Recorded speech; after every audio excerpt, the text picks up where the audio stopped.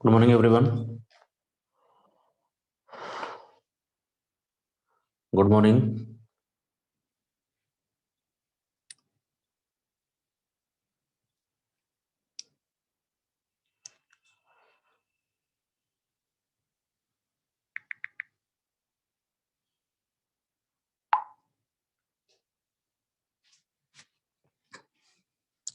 आ जाइए फटाफट. Good morning Ankit. Wait a minute.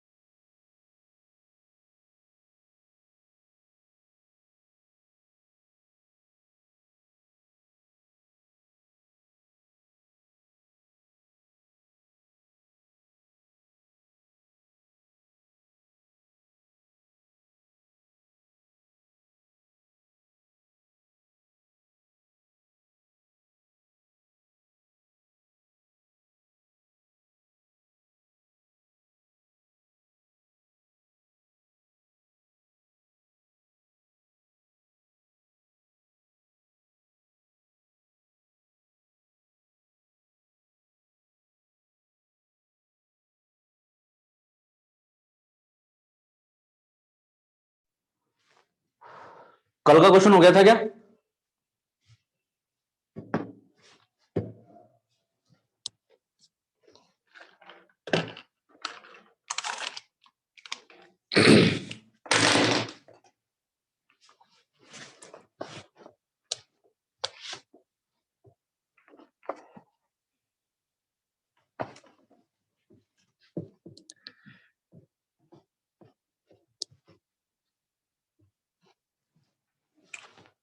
कल जो क्वेश्चन था वो हो गया था क्या?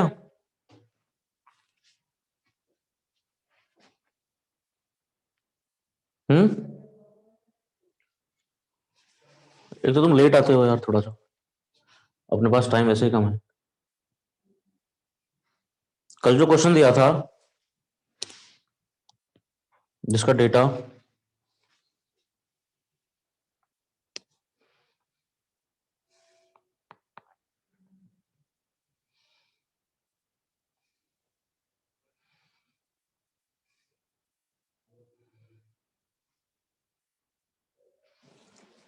डेटा क्या था उसका?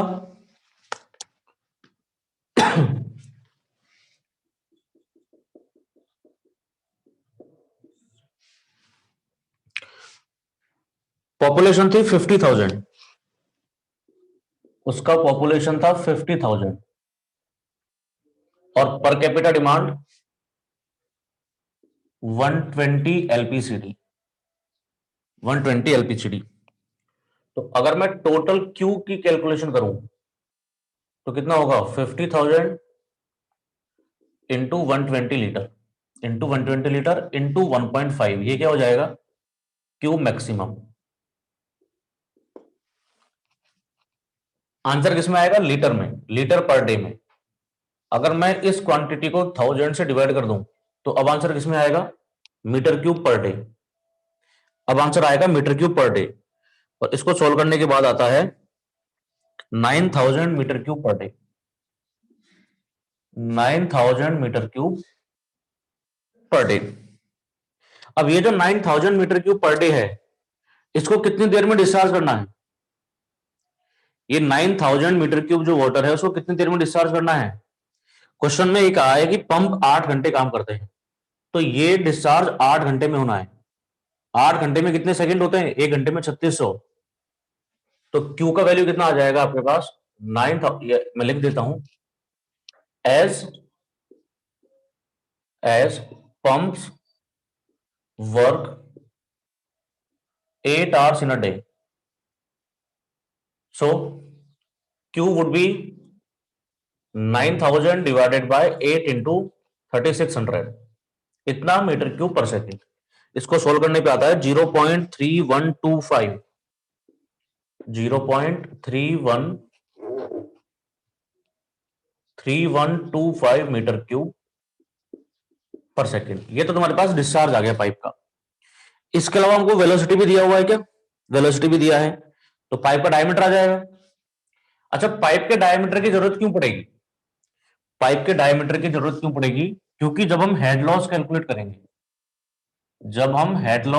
करेंगे, तो एच एफ होता है F L V square divided bye 2 G D. ये डी क्या है यहां पे? डायमीटर का पाइप का डायमीटर है, एल है length, V velocity, F friction factor, बाकी जी के बारे में आप जानते हो। इसके लिए मुझे पहले डायमीटर निकालना पड़ेगा, वेलोसिटी तो दिया है।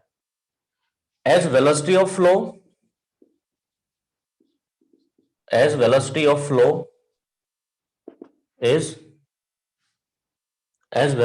flow is how much? 2 metre per second. तो एरिया निकाल लेंगे पाइप का। एरिया इज इक्वल टू क्या होता है? Q by V. तो 0.3125 डिवाइडेड बाय टू।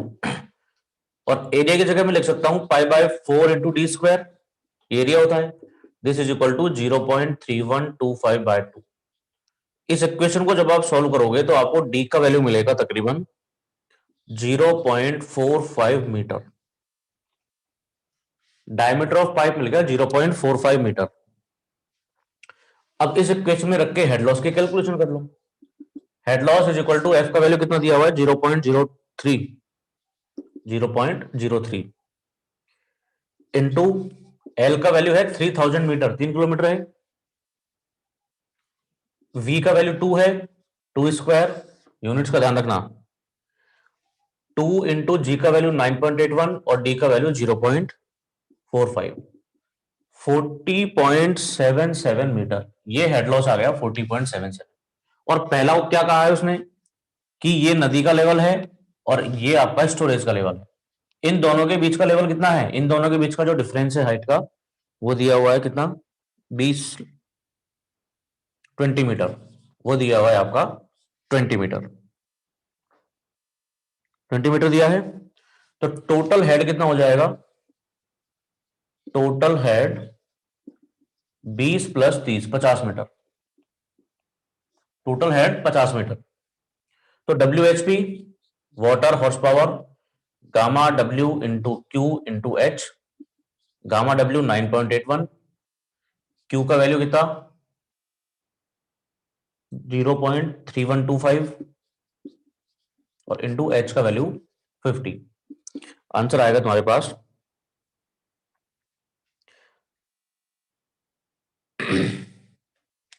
इसको अगर सोल्व करके देखते हैं, इसका आंसर बताओ फटाफट कितना आएगा डब्ल्यू एच पी का, और बी एच पी का आंसर कितना आएगा? एफिशिएंसी 80% है, तो बीएचपी का आंसर आ जाएगा 9.81 इंटू 0.3125 इंटू 50 डिवाइडेड बाय 0.8। इसका आंसर बताइए डब्ल्यूएचपी का और बीएचपी का। होते क्या है ये दोनों, भी मैंने कल बता दिया था। दोनों का आंसर बताइए। अच्छा, इसमें डिवाइड करेंगे क्या? डब्ल्यूएचपी के लिए कितना डिवाइड करते हैं?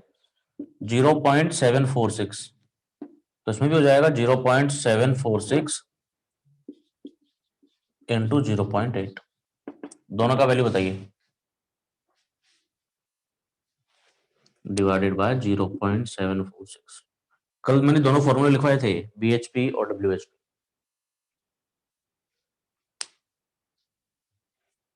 205.47 किसका आंसर है? शुभम, शुभम या कि सिद्धार्थ? सिद्धार्थ, 205.47 किसका है?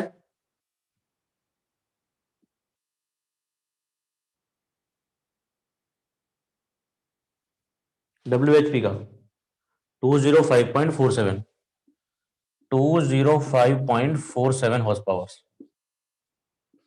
और इसका बीएचपी का, इसको डिवाइड कर दो 0.8 से, इसको 0.8 से डिवाइड कर दो।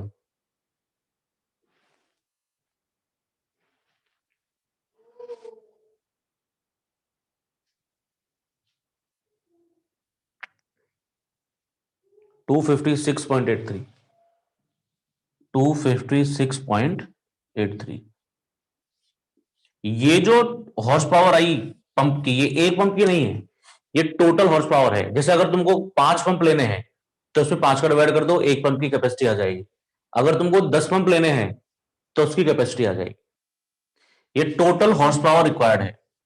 अब तुम पंप कितने लेते हो, 2 लेते हो, 4 लेते हो, 10 लेते हो, 20 लेते हो, तुम्हारे ऊपर डिपेंड करता है। ठीक है, वो तुम्हारे ऊपर डिपेंड करता है।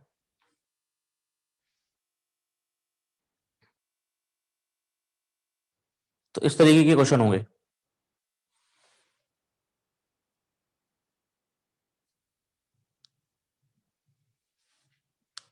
देखो फटाफट एक क्वेश्चन और करते हैं, लास्ट क्वेश्चन होगा वो इस वाले चैप्टर का, फिर ये चैप्टर खत्म है। समझ में आया क्या ये?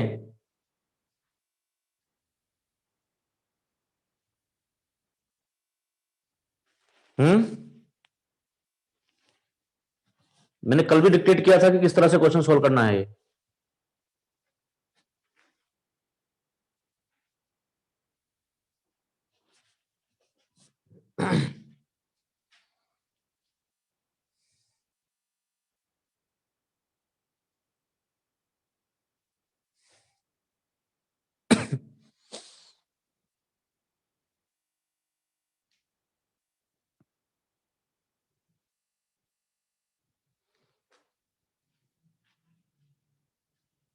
डन।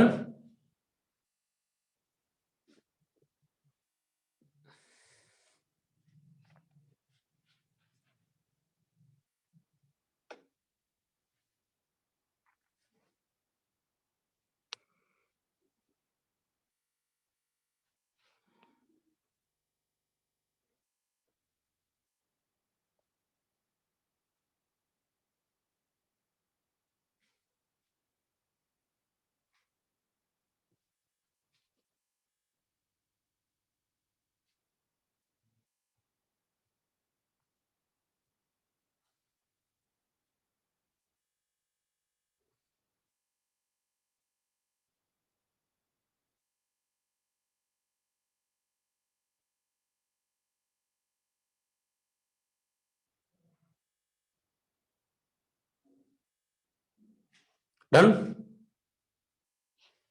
एक क्वेश्चन और करते हैं।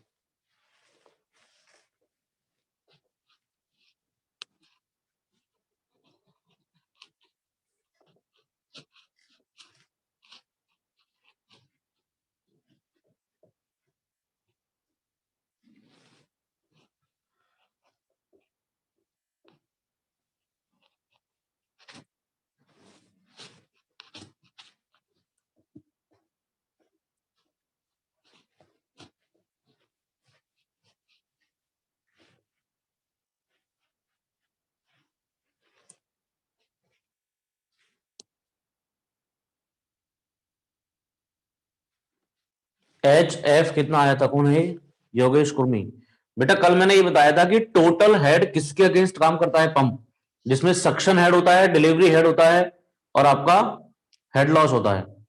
अब यहां पे सक्शन हेड और डिलीवरी हेड का वैल्यू 20 मीटर दिया है उसने ऑलरेडी, कि नदी के लेवल में और रिजर्वायर के लेवल में कितना हाइट का फर्क है। तो दोनों मिला के वो वैल्यू 20 मीटर दी हुई है, तो 20 हेड करना पड़ेगा टोटल हेड के लिए। यहां पे हेड लॉस का मतलब क्या है? वही हेड है जिसके अगेंस्ट पंप को काम करना होता है, जिसके अगेंस्ट पंप काम करता है।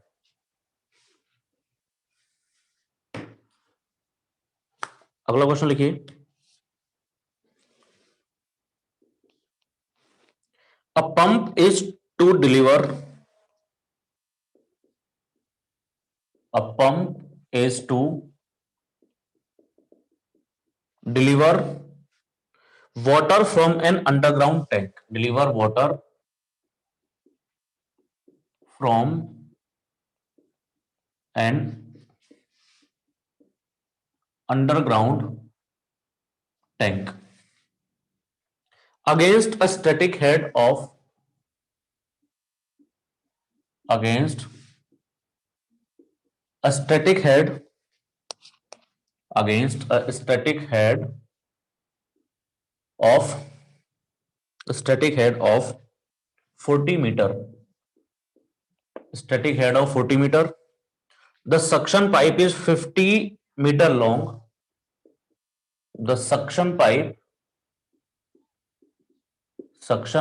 is 50 meter long and is of 25 centimeter diameter.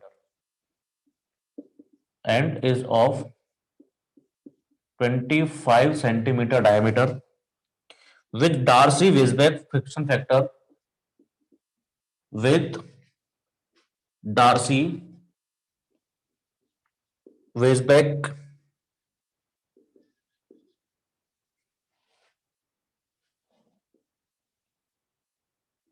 friction factor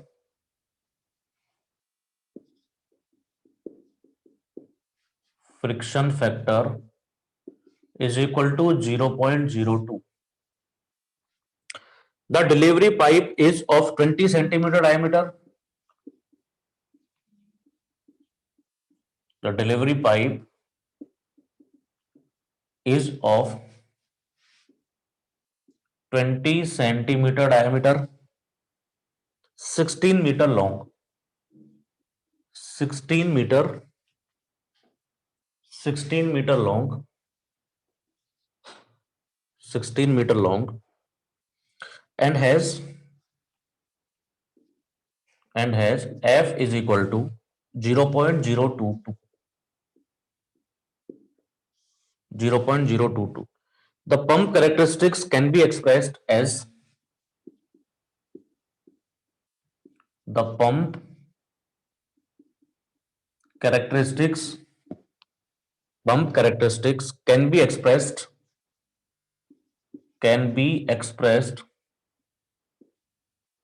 as HP is equal to मतलब horse power is equal to 100 minus 6000 Q square, where HP is pump head in meters. HP is pump head in meters. Q is equal to discharge in meter cube per second. Discharge in meter cube per second. Calculate the head and discharge of the pump. Calculate the head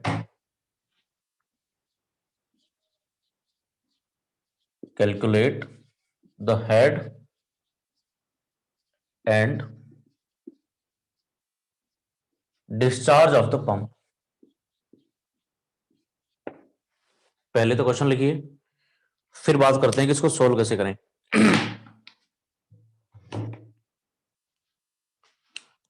पहले question लिखिए।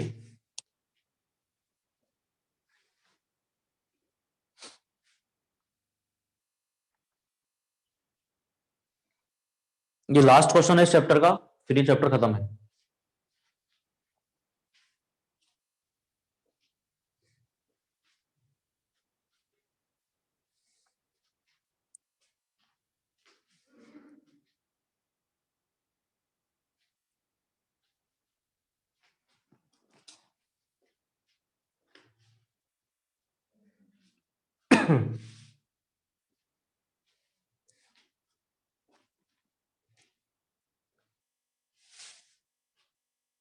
लिख लिया?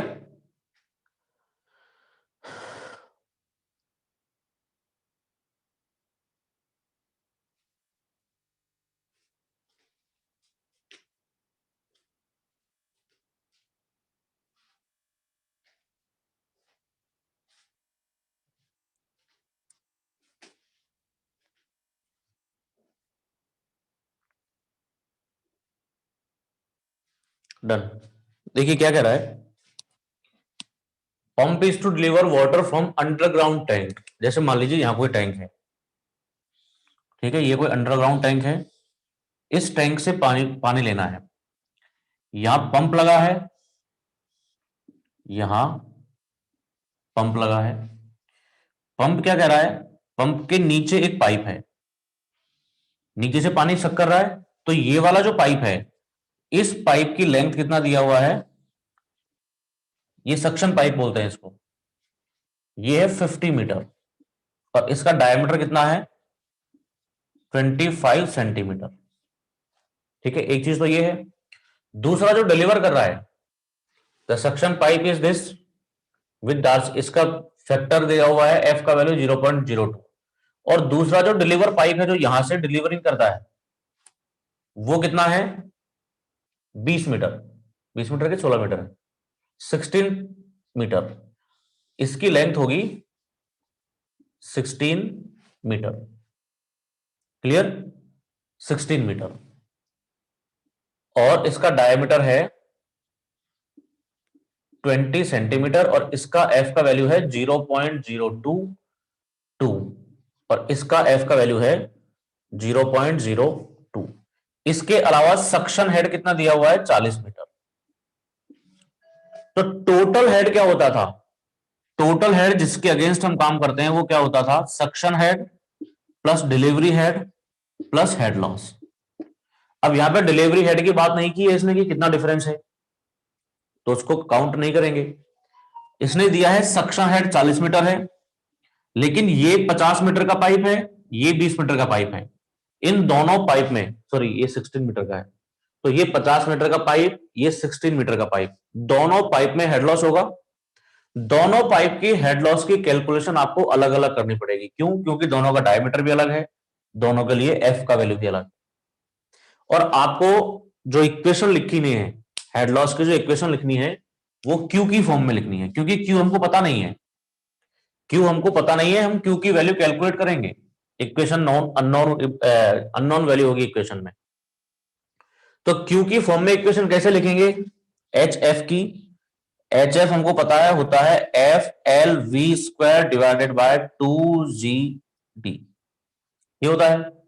अगर मैं इस we square को लिखूं, अगर मैं इस वी स्क्वायर को लिखूं तो वी स्क्वायर का मतलब क्या होता है, Q square divided by A square, V square is equal to Q square divided by A square. ये तुमने एफ एम में पढ़ा होगा।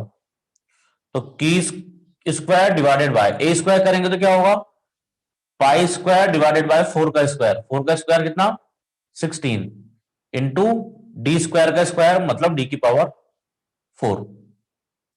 इस इक्वेशन को, इस वी स्क्वायर की वैल्यू को जब मैं यहां पुट करूंगा तो मुझे एस एफ मिलेगा कितना, F L Q square divided bye 2 जी तो पहले से ही है, 2 जी डी पहले से है, और अलग आ गया आपका pi square divided bye 16 into D की पावर 4। ये कट जाएगा तो ये 8 हो जाएगा, एक डी ये रहा और डी 4 ये रहा। तो इक्वेशन क्या बनेगी एच एफ की, F L Q square divided by pi square G D की पावर 5। इस तरह से हम एच एफ निकाल लेंगे दोनों के लिए, एच एफ निकाल लेंगे दोनों के लिए, इस वाले पाइप के लिए भी, इस वाले पाइप के लिए भी, दोनों का एच एफ आ जाएगा, दोनों को ऐड कर देंगे और इसमें स्टैटिक हेड ऐड कर देंगे, तुमको क्या मिल जाएगा, टोटल हेड लॉस मिल जाएगा। इसका एच एफ का वैल्यू और इसके एच एफ का वैल्यू क्यू की फॉर्म में आएगा, क्योंकि क्यू अननोन है। 40 मीटर तुमको स्टैटिक हेड दिया है, इसके एच एफ की वैल्यू आ जाएगी प्लस इसके एच एफ की वैल्यू आ जाएगी, तो तुमको क्या मिल जाएगा, टोटल हेड मिल जाएगा। उस टोटल हेड को किसके बराबर करना है, ये टोटल हेड की इक्वेशन दी हुई, ये टोटल हेड की इक्वेशन दी हुई, दोनों इक्वेशन को बराबर करोगे तब जाकर के तुमको क्यू का वैल्यू मिल जाएगा।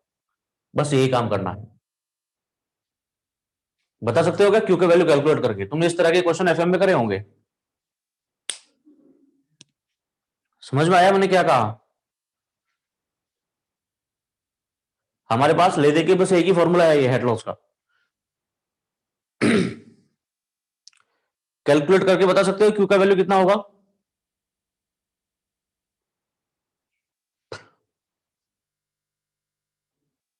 हाँ ना, कुछ तो कहो।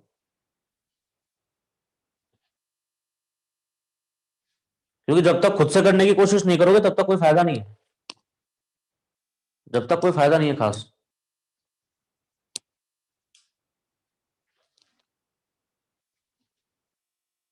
किसी का भी रिप्लाई नहीं आया, मतलब नहीं होगा।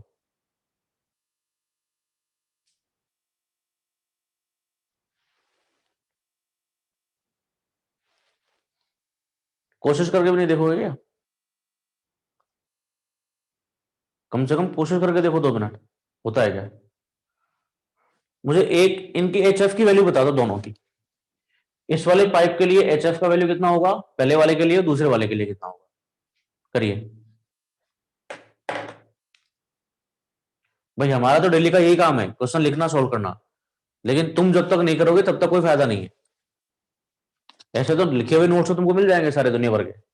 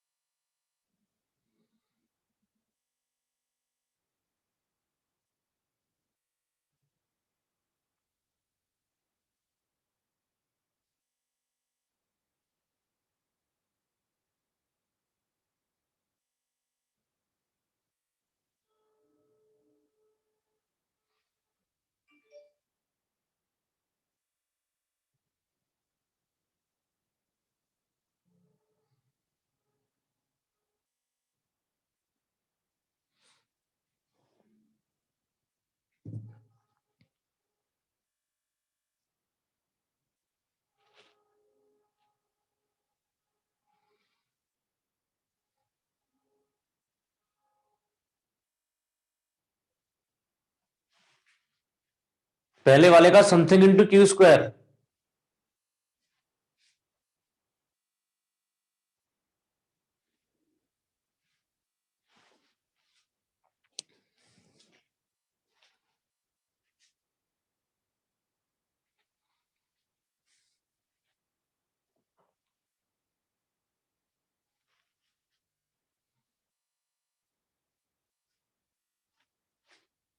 10.57।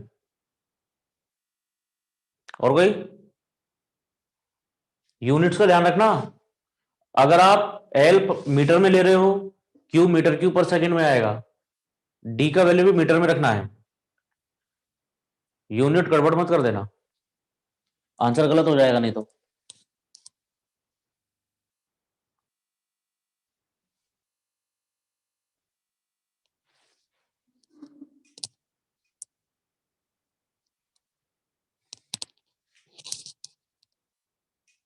और किसके आया?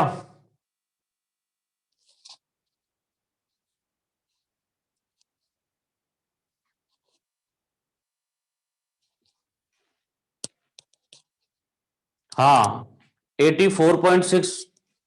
ये ठीक है। 84.61 इज ओके। ये ठीक है। रजत राज सिन्हा, वेरी गुड।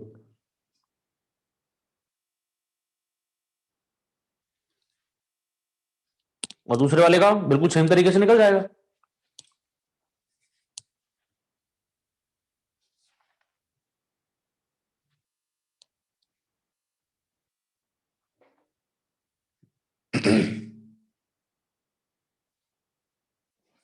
तो इस डायग्राम को तो मैं मिटा देता हूं।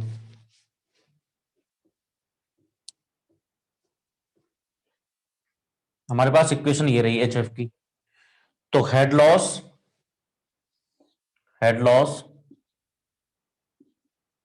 For pipe one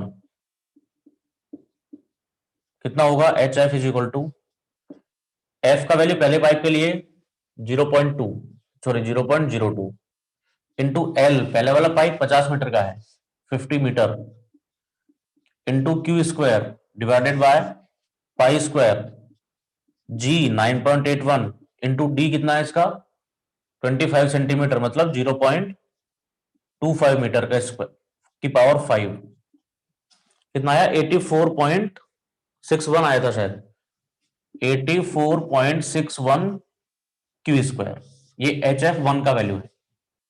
and head loss for pipe two, head loss for pipe two, how much, H F two, इसको मैं नाम दे देता हूं एच एफ वन, इसका फ्रिक्शन फैक्टर 0.022 है, 0.022 इंटू इसका लेंथ कितना 16 metre, 16 metre into Q square divided by pi square into 9.81, और इसका डायमीटर कितना है 20 सेंटीमीटर, 0.2 स्क्वायर, इसका कितना आया 90.88, 90.88 क्यू स्क्वायर। तो टोटल हेड कितना हो गया, तीनों को ऐड कर देंगे, एक तो सक्शन हेड दिया है 40 मीटर, बाकी के दो ये आ गई। Total head against which, total head against which pump has to work, how much, HS plus HF1 plus HF2, HS का वैल्यू 40 मीटर है शायद, प्लस HF1 का वैल्यू आ गया 84.61 Q square plus 90.88 Q square, तो 40 प्लस ये 84 plus 90, ये कितना होगा 84 प्लस 61 प्लस 90.88, ये कितना होगा दोनों को ऐड करने पे,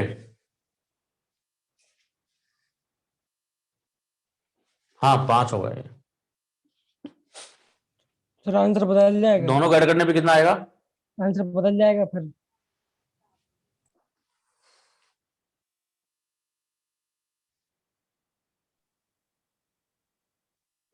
175.54, 175.54 क्यू स्क्वायर, ये किसकी वैल्यू आ गई, टोटल हेड की वैल्यू आ गई। दिस इज इक्वेशन नंबर 1, या फिर ऐसा काम करो इसको इक्वेशन नंबर 1 मान लो, ये इक्वेशन नंबर 2 हो जाएगी, ये भी टोटल हेड बता रहा है, ये भी टोटल हेड बता रहा है, दोनों इक्वेशन को बराबर कर दो, क्यू की वैल्यू कैलकुलेट कर लो। From equation 1 and 2, from equation 1 and 2, 100 minus 6000 Q square is equal to 40 plus 175.54 Q square. इस इक्वेशन को सॉल्व करोगे तो मैं डायरेक्ट वैल्यू बता देता हूं, लगभग क्यू का वैल्यू आएगा 0.0986, क्यू का वैल्यू आएगा तकरीबन 0.0986 मीटर क्यूब पर सेकेंड, क्यू का वैल्यू तकरीबन 0.0986 आएगा इसको सॉल्व करोगे तो। अब इस क्यू की वैल्यू को चाहे तो इक्वेशन नंबर 2 में रख दो चाहे इक्वेशन 1 में रख दो, तो आपको एचपी का वैल्यू मिल जाएगा। अगर इस क्यू के वैल्यू को इक्वेशन 1 या 2 में किसमें भी रखोगे तो तुमको मिल जाएगा एचपी, करके देख लेना। समझ में आ गई कहानी यहां तक, इसके साथ ये वाला चैप्टर समाप्त होता है।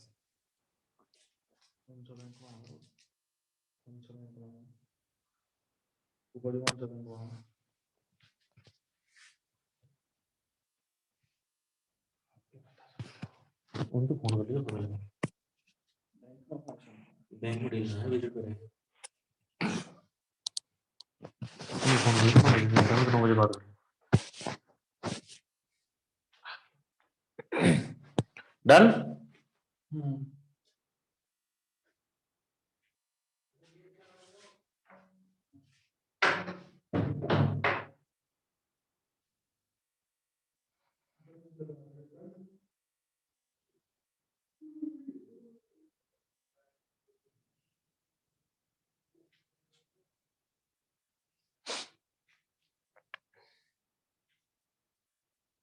हो गया?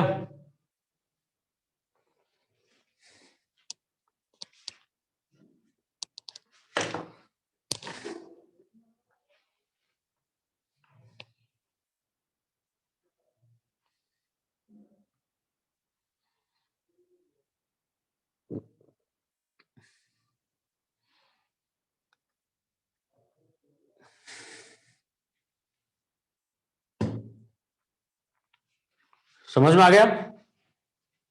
या कोई दिक्कत है किसी को?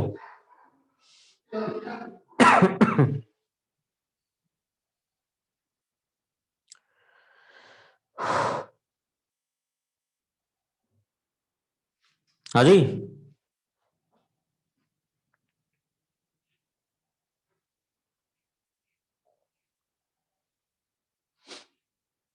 आ गया? लिख लिया सबने?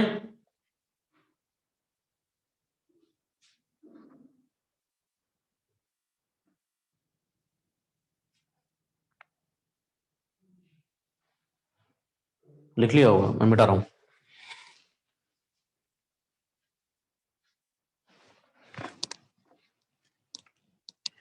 इसी के साथ ये वाला चैप्टर खत्म होता है।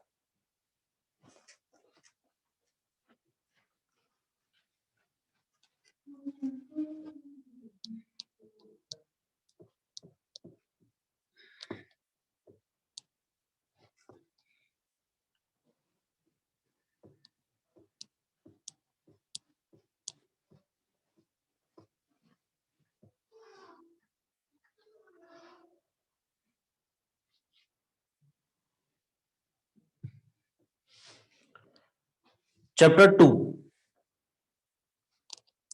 Chapter 2,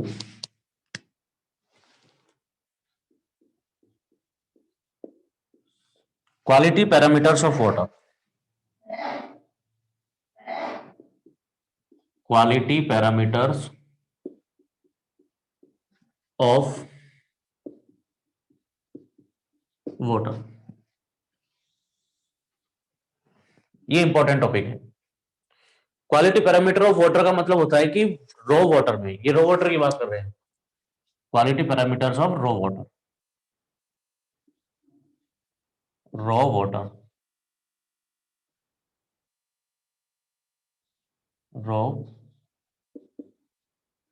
water. क्या क्या क्वालिटी पैरामीटर्स हो सकते हैं, मतलब क्या क्या किस किस तरीके की इंप्योरिटीज हो सकती है। रॉ वाटर में कंटेन, रॉ वाटर में contain physical impurities, physical impurities, chemical impurities, chemical impurities and biological impurities, and biological impurities. तीन तरीके की इंप्योरिटीज हो सकती हैं वाटर में। अगर हम सबसे पहले बात करें फिजिकल पैरामीटर्स, अगर हम सबसे पहले बात करें फिजिकल पैरामीटर्स या फिजिकल इंप्योरिटीज, फिजिकल पैरामीटर्स, बताओ फिजिकल पैरामीटर या फिजिकल इंप्योरिटीज क्या क्या हो सकती है। फिजिकल इंप्योरिटीज का मतलब जिनको आप आसानी से डिटेक्ट कर सको, फिजिकल का मतलब है जिनको आप आसानी से डिटेक्ट कर सको। क्या क्या चीजें होंगी, ऐसी क्या क्या चीजें होंगी जो आसानी से डिटेक्ट हो जाएंगी पानी में। जैसे आपको देखने से पता चल जाए, आपको पानी पे हाथ लगाने से पता चल जाए, ऐसी क्या क्या चीजें हो सकती हैं,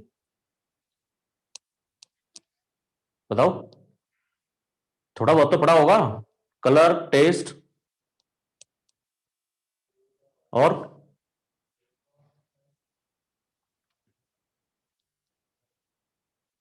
स्मेल, ऑर्डर।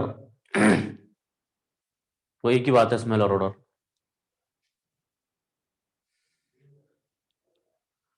ये हो सकता है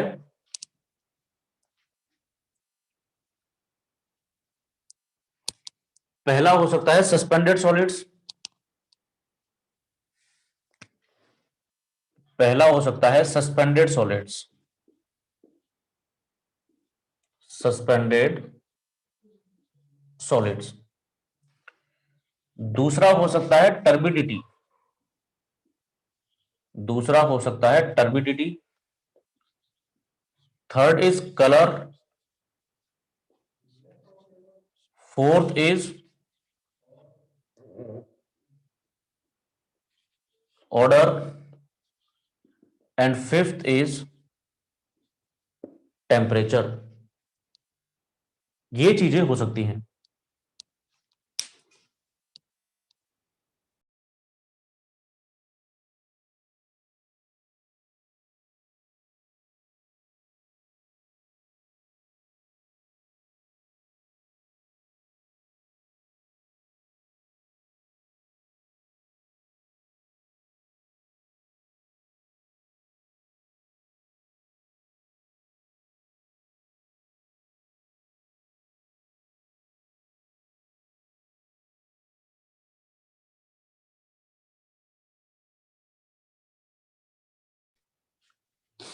ठीक है,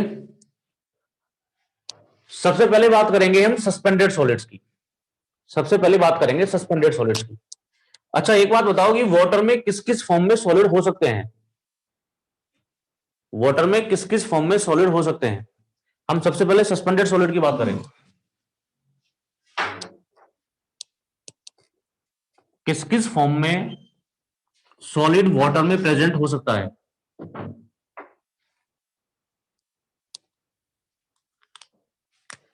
सबसे पहला है सस्पेंडेड सॉलिड।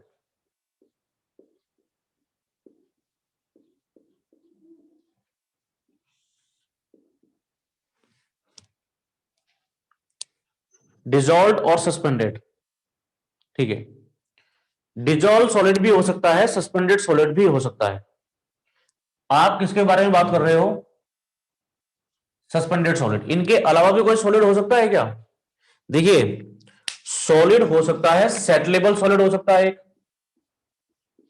एक सेटलेबल सॉलिड्स हो सकता है, लेकिन ये जनरली पीने के पानी में नहीं होता, ये सीवेज में होता है।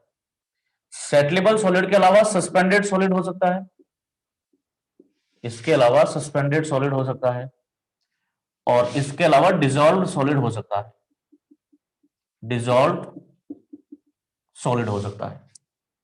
तीन फॉर्म में हो सकता है सॉलिड। सेटलेबल सॉलिड का मतलब क्या, कि जो इसके बॉटम पे सेट हो जाएगा, आसानी से इसके बॉटम पे सेट हो जाएगा कंपैरेटिवली बड़े पार्टिकल्स हो।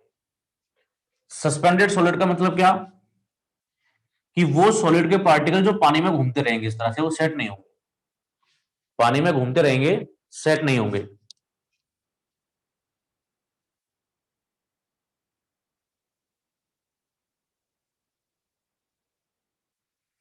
ठीक है। तीसरा डिजॉल्व सॉलिड, जो डिजॉल्व होंगे, जो डिजॉल्व होंगे, जैसे शुगर है या सॉल्ट है, ये डिजॉल्व होंगे। ये तीन फॉर्म में वाटर, तीन फॉर्म में सॉलिड रह सकता है। हमारा इंटरेस्ट है इसमें अभी फिलहाल के लिए सस्पेंडेड सॉलिड्स में। हम टोटल सॉलिड की कैलकुलेशन भी कर सकते हैं। पीने के पानी में जनरली सेटलेबल सॉलिड नहीं होता, सस्पेंडेड सॉलिड और डिजॉल्व सॉलिड होता है। इन दोनों को मिला के बोलते हैं टोटल सॉलिड, टोटल सॉलिड्स। तो इस टोटल सॉलिड की कैलकुलेशन भी की जा सकती है सेपरेटली, सस्पेंडेड सॉलिड की भी की जा सकती है, डिजॉल्व सॉलिड की भी की जा सकती है। अब ये जितने भी सॉलिड होंगे, ये सॉलिड हो सकता है ऑर्गेनिक सॉलिड हो सकता है इनऑर्गेनिक सॉलिड हो। तो ऑर्गेनिक सॉलिड और इनऑर्गेनिक सॉलिड, इनकी भी कैलकुलेशन अलग अलग की जा सकती है। देखिए करते क्या है, किस तरीके से पता कर सकते हो सॉलिड का, किस तरीके से सॉलिड का पता कर सकते हैं। और उससे भी पहले सॉलिड आता कहां से है, पानी में सॉलिड कहां से आएगा, पानी में सॉलिड कहां से आएगा। कोई भी ऑर्गेनिक चीज हो या कोई भी इनऑर्गेनिक चीज हो, अगर पानी में मिल जाती है किसी भी कारण से, तो उससे डिजोल्व सॉलिड भी हो सकता है वो, और सस्पेंडेड सॉलिड भी आ सकता है। हम चाहेंगे क्या कि हमारे पानी में सस्पेंडेड सॉलिड्स रहें? हम ऐसा चाहेंगे क्या कि पानी में सस्पेंडेड सॉलिड रहें, पीने के पानी में स्पेशली? नहीं चाहेंगे। क्यों? क्या दिक्कत है?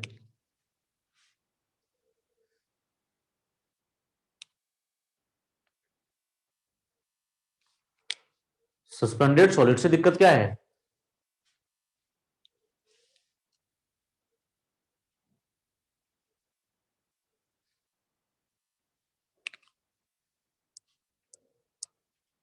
हेल्थ इशू, स्टोन हो सकता है। ठीक है, हाँ हाँ बिल्कुल सही, स्टोन हो सकता है। एक तो सस्पेंडेड सॉलिड देखने में अच्छा नहीं लगता है।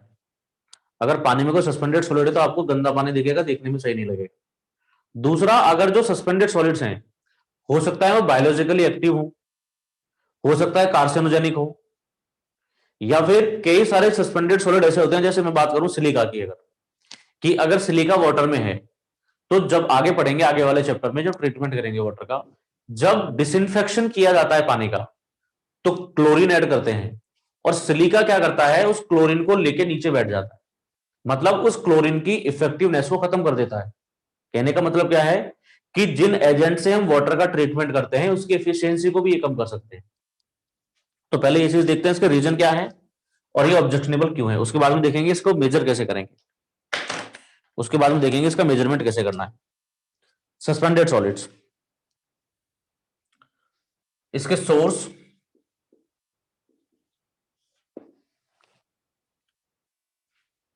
suspended solid come from inorganic particles. Suspended solids come from inorganic as well as organic particles. Inorganic as well as organic particles. ठीक है। ऑब्जेक्शन, ऑब्जेक्शनेबल क्यों है? Objection, these are objectionable because these are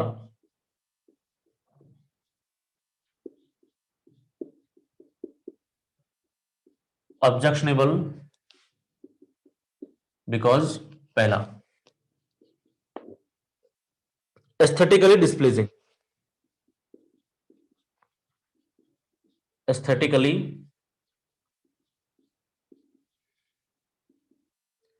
displeasing. Second, it provides adsorption sites. It provides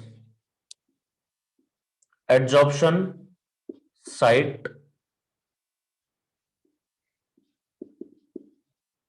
sites for chemical and biological agents. For chemical and biological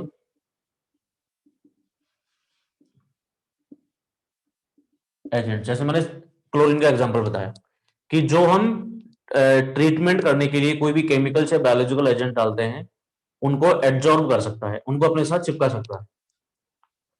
third, they may also be biologically active, they may also be biologically active, so can spread disease, so can spread disease। चलो यहां तक की बात तो ठीक है। तीसरा है इसका मेजरमेंट, इसका मेजरमेंट कैसे करें?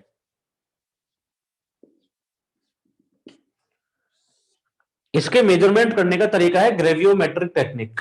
अब होता क्या है वो देखिए, these are measured by these are measured by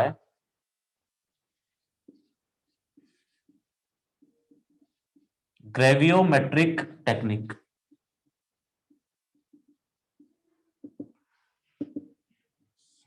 ठीक है, ग्रेवियोमेट्रिक टेक्निक कुछ भी नहीं है, वेट करके पता लगाने को ग्रेवियोमेट्रिक टेक्निक कहते हैं, कि इनका वेट किया जाता है, वेट करके फिर पता लगाया जाता है। ठीक है, इसको बोलते हैं। अब करें क्या, देखिए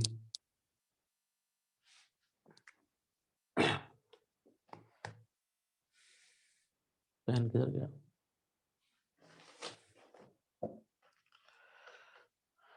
हमारे पास पानी है, ठीक है, हमारे पास ये पानी है मान लो। अब इस पानी में सभी तरीके के सॉलिड हैं, इसमें वाटर भी है, वाटर तो है ही मतलब, कुछ डिजॉल्व सॉलिड भी हैं और कुछ सस्पेंडेड सॉलिड भी हैं। अगर मान लीजिए हम इस वाटर को इवोपोरेट करें, अगर हम इस वाटर को इवोपोरेट करें, तो इवोपोरेट करने पे आपको किस किस तरीके का सॉलिड मिलेगा? क्या डिजॉल्व सॉलिड इवोपोरेशन के साथ बाहर चला जाएगा क्या पानी के साथ?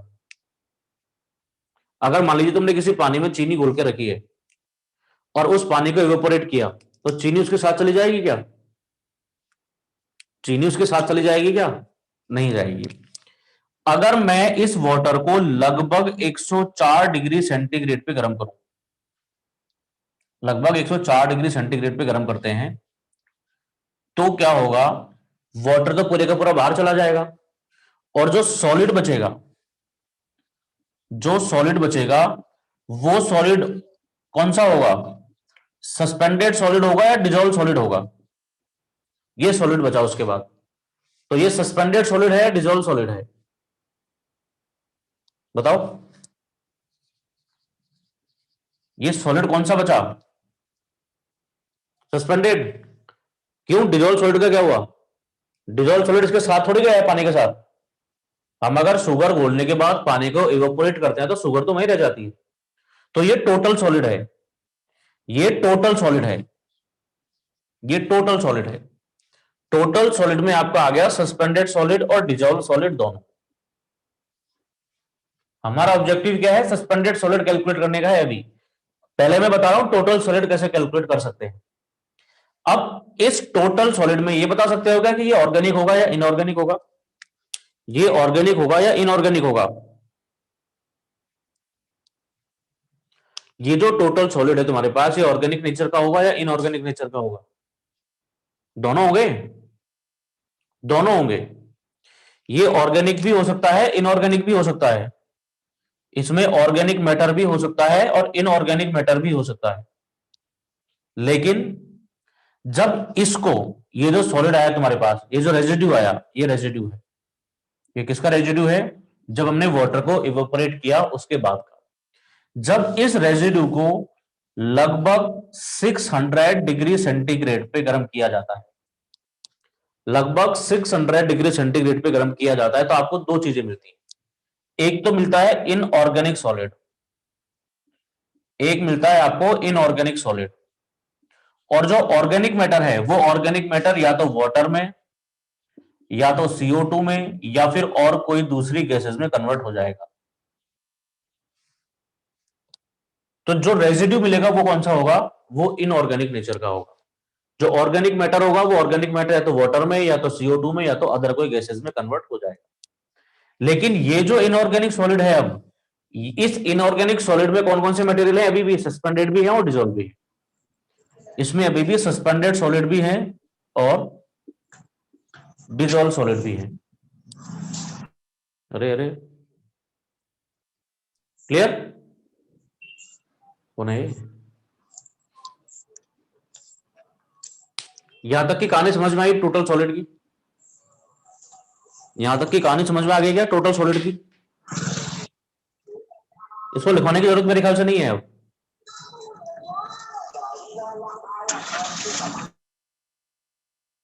अरे कौन है ये?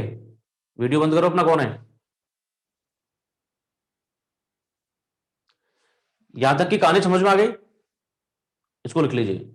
अब मेरे ख्याल से इसको लैंग्वेज में लिखने की जरूरत नहीं है, इसी से समझ जाओगे आप कि क्या क्या किया है। तो लिखो इसको यहां तक।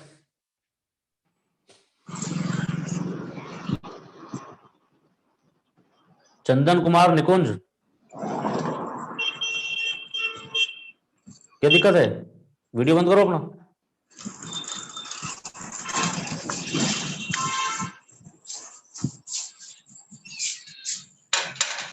ब्लॉक करूं क्या?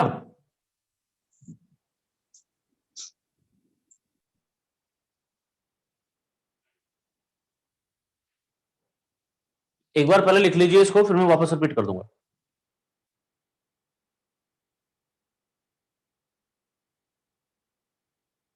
एक बार रिपीट कर दो, एक बार लिख लो इसको, फिर रिपीट करता हूं। लिख लो एक बार।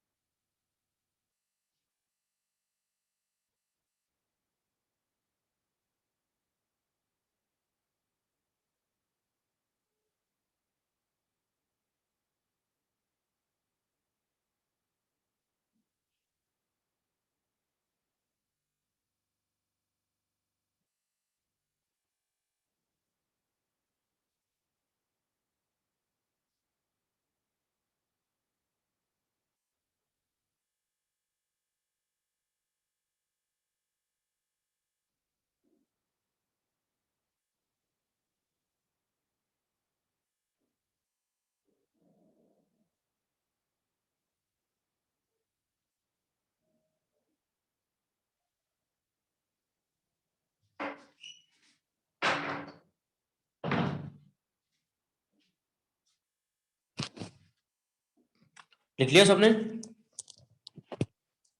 लिख लिया सबने? देखिए मेजरमेंट में क्या करते हैं, हमारे पास वाटर है, इस वाटर में सभी तरीके के सॉलिड हैं। अगर इस सॉलिड में से वाटर को निकाल दें, वाटर कैसे निकाल सकते हैं? इवोपरेट करके। अगर लगभग 104 डिग्री सेंटीग्रेड पे इसको गर्म किया जाता है तो वाटर तो पूरे का पूरा इवोपरेट हो जाता है। इवोपरेट होने के बाद बचता है सिर्फ सॉलिड। इस सॉलिड को वेट कर लो, आपको मिल जाएगा टोटल सॉलिड। लेकिन इस टोटल सॉलिड में सस्पेंडेड सॉलिड और डिजॉल्व सॉलिड तो है, ऑर्गेनिक मैटर है इसमें और इनऑर्गेनिक मैटर है, क्योंकि ये सस्पेंडेड सॉलिड और डिजॉल्व सॉलिड दोनों में suspended solid sorry organic solid भी हो सकता है, इनऑर्गेनिक सॉलिड भी हो सकता है। तो अगर हमको ऑर्गेनिक सॉलिड और इनऑर्गेनिक सॉलिड दोनों को अलग अलग करना हो, फॉर एग्जांपल ये मान लीजिए तुमको मिला 2000 मिलीग्राम पर लीटर, सॉरी या फिर 200 मिलीग्राम पर लीटर। तो इस 200 मिलीग्राम पर लीटर में क्या क्या है? ऑर्गेनिक भी है, इनऑर्गेनिक भी है। अगर इसको हम 600 डिग्री सेंटीग्रेड पे गर्म करें और 600 डिग्री सेंटीग्रेड पे गर्म करने के बाद इसका वेट रह जाता है 120 मिलीग्राम पर लीटर। तो ये 120 क्या बताएगा? तो इसमें ऑर्गेनिक सॉलिड कितना होगा?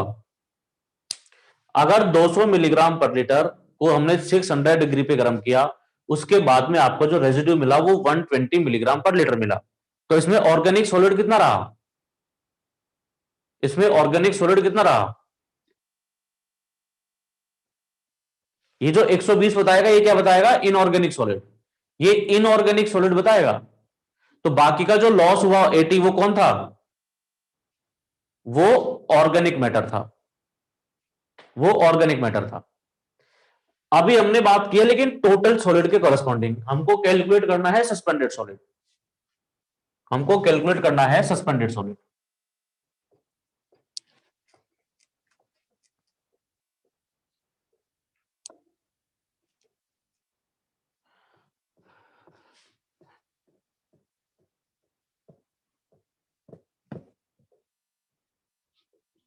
जब हम चाय बनाते हैं तो चाय में चीनी घुल जाती है ना, और उस चाय को जब छानते हैं तो चीनी चाय के साथ चली जाती है, ऊपर रुक जाती है?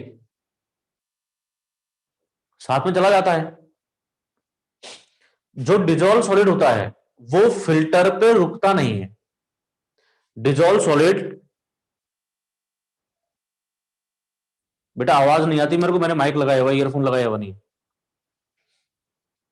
देखिए अगर हमारे पास वाटर है, वाटर है और इस वाटर में डिजोल्व सॉलिड और सस्पेंडेड सॉलिड दोनों है, डिजोल्व सॉलिड और सस्पेंडेड सॉलिड दोनों है। इसको अगर हम फिल्टर करें, ये एक फिल्टर है, अगर इस वाटर को हम फिल्टर से पास करें तो फिल्टर पे जो सॉलिड रुकेगा, फिल्टर पे जो सॉलिड रुकेगा वो कौन सा होगा? फिल्टर पे जो सॉलिड रुकेगा वो सस्पेंडेड सॉलिड होगा या डिजोल्व सॉलिड होगा? डिजोल्व सॉलिड होगा। अरे चाय छानते तो चीनी रुक जाती है क्या ऊपर? ये चाय के साथ ही आ जाती है। तो ये सस्पेंडेड सॉलिड होगा, और इस सस्पेंडेड सॉलिड में अभी कुछ मॉइस्चर हो सकता है। ये सस्पेंडेड सॉलिड होगा, सस्पेंडेड सॉलिड प्लस मॉइस्चर। इसके नीचे क्या निकल जाएगा? Water plus dissolve solid, water plus dissolve solid. हमारा ऑब्जेक्टिव है to measure suspended solids only. तो अब जब इस वाले रेजिड्यू को हम इवोपरेट करेंगे, लगभग 104 डिग्री सेंटीग्रेड पे गर्म करेंगे, तो पानी तो बाहर चला जाएगा और आपको क्या मिलेगा? आपको मिल जाएगा सिर्फ सस्पेंडेड सॉलिड। तुमको मिल जाएगा सिर्फ सस्पेंडेड सॉलिड, ये मिल जाएगा आपको सस्पेंडेड सॉलिड। इसको वेट कर लो। लेकिन इस सस्पेंडेड सॉलिड में ऑर्गेनिक भी हो सकता है, ये सस्पेंडेड सॉलिड ऑर्गेनिक भी हो सकता है और इनऑर्गेनिक भी हो सकता है।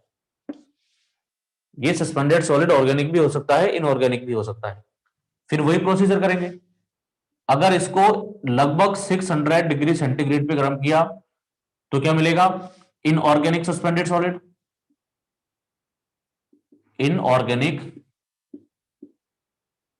सस्पेंडेड सॉलिड प्लस जो ऑर्गेनिक मैटर है वो कन्वर्ट हो जाएगा या तो वाटर में, CO2 में, या और फिर अदर गैसेस में। ये कहानी है। इस तरह से टोटल सॉलिड और सस्पेंडेड सॉलिड की कैलकुलेशन आप कर सकते हो, उनको मेजर कर सकते हो। समझ में आ गया सस्पेंडेड सॉलिड का केस?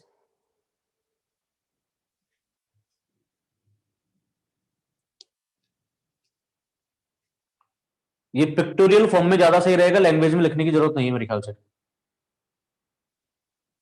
लैंग्वेज में लिखने की जरूरत मेरे ख्याल से नहीं है, तो राइट इट डाउन।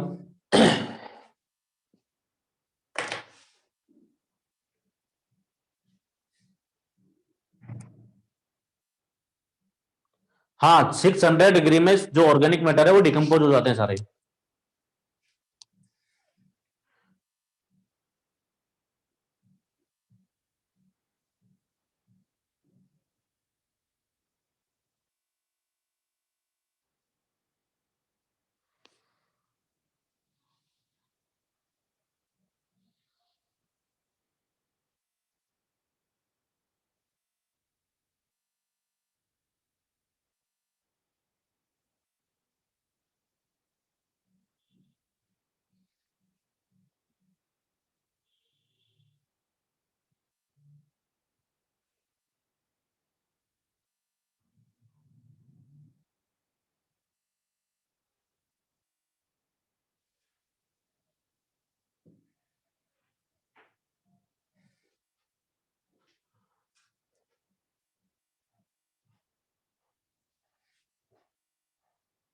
डन।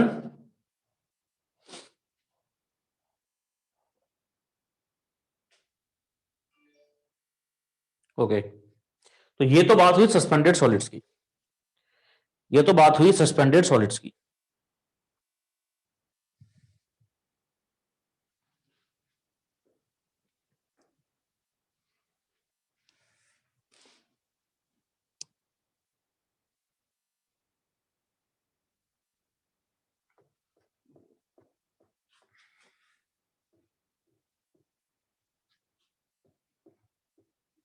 देखिए जो डिजोल्व सॉलिड है, डिजोल्व सॉलिड है, वो डिजोल्व सॉलिड आता है केमिकल पैरामीटर्स में, और सस्पेंडेड सॉलिड आता है फिजिकल पैरामीटर्स में।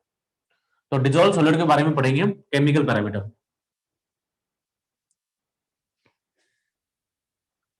दूसरा है टर्बिडिटी, दूसरा फिजिकल पैरामीटर है टर्बिडिटी। टर्बिडिटी, नाम सुना है टर्बिडिटी का? टर्बिडिटी का नाम सुना है? क्या होता है, कौन बताएगा? नाम ही नहीं सुना? चंदन कुमार निकुंज, नाम कैसे सुनेगा? तो वीडियो चालू करके घूम रहा था अभी कहीं ट्रैक्टर ट्रॉली के पास। हम्म।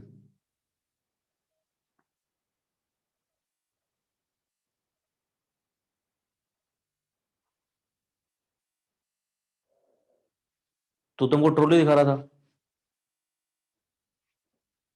टर्बिडिटी क्या होता है? Clarity of water? नहीं, क्लियरिटी ऑफ वाटर का उल्टा होता है। क्लियरिटी ऑफ वाटर का उल्टा होता है। जैसे तुम क्या करो, पानी लो, पानी में थोड़ी सी मिट्टी घोल दो, तो वो कंडीशन बनेगी, वो टर्बिड वाटर होगा। हार्डनेस अलग चीज है। हार्डनेस अलग चीज है। मिट्टी जब पानी में घोल देते हैं हम, तो वो जो कंडीशन बनेगी वो टर्बिड वाटर होगा। अब होता क्या है, तुम्हारे पास दो तरीके के पानी है। तुम्हारे पास दो तरीके का पानी है, एक बिल्कुल साफ पानी है, एक बिल्कुल क्लीन वाटर है, और एक टर्बिड वाटर है, मतलब गंदा पानी। एक टर्बिड वाटर है। किस केस में हम इसके बॉटम को देख पाएंगे, या फिर किस केस में हम ज्यादा गहरी चीजें देख पाते हैं साफ सुथरी? क्लीन वाटर में। क्लीन वाटर में क्यों? क्योंकि क्लीन वाटर में ऐसी चीजें कम होती हैं जो इस सनलाइट के पेनिट्रेशन को रोकेंगी, जो सनलाइट के पेनिट्रेशन को रोकेंगी। जो टर्बिडिटी होती है पानी में, वो टर्बिडिटी मोस्टली होती है सस्पेंडेड सॉलिड्स के कारण। टर्बिडिटी मोस्टली होती है सस्पेंडेड सॉलिड्स की वजह से। तो अगर इस पानी में सस्पेंडेड सॉलिड्स हैं, अगर इस पानी में सस्पेंडेड सॉलिड्स हैं, तो ये सस्पेंडेड सॉलिड क्या करेंगे, सन की जो रेज आएंगे उनको स्कैटर कर देते हैं। सन रेज को स्कैटर कर देते हैं और इसके पेनिट्रेशन को रोकते हैं। सनलाइट पेनिट्रेट नहीं कर पाती, और अगर सनलाइट पेनिट्रेट नहीं कर पाएगी तो आप ज्यादा डेप्थ में नहीं देख पाओगे, देखने में भी अच्छा नहीं लगता है। अगर सस्पेंडेड सॉलिड हैं, तो जितने नुकसान सस्पेंडेड सॉलिड्स के हैं, वो नुकसान तो यहां भी होंगे। तो टर्बिडिटी क्या है? टर्बिडिटी वो प्रॉपर्टी है जिसकी वजह से सनलाइट पेनिट्रेट नहीं हो पाता। उसका कारण क्या है? उसका कारण सस्पेंडेड सॉलिड है। लेकिन इसका यह मतलब नहीं है कि अगर हम टर्बिडिटी को मेजर करते हैं तो हमने सस्पेंडेड सॉलिड को मेजर किया, या सस्पेंडेड सॉलिड सॉलिड को मेजर करते हैं तो टर्बिडिटी को मेजर किया। इन दोनों का मेजरमेंट अलग अलग है। सिर्फ टर्बिडिटी सस्पेंडेड सॉलिड की वजह से होता है, सस्पेंडेड सॉलिड टर्बिडिटी नहीं होता, यह ध्यान रखना है। इसके मेजरमेंट करने के कई सारे तरीके, बात करेंगे एक एक करके। सबसे पहले डेफिनेशन लिखते हैं इसकी।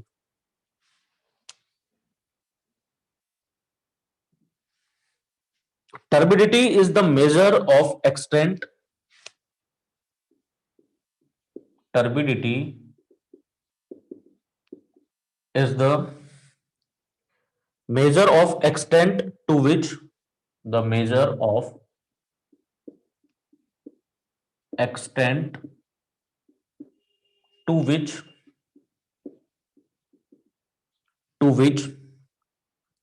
light is either absorbed, to which light is either absorbed or scattered by suspended material, or scattered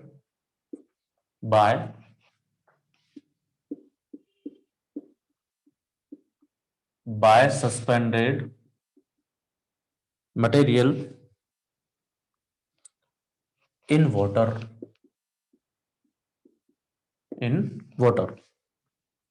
it is not a direct quantitative measure of suspended solid. इसको नोट करके लिख लेना।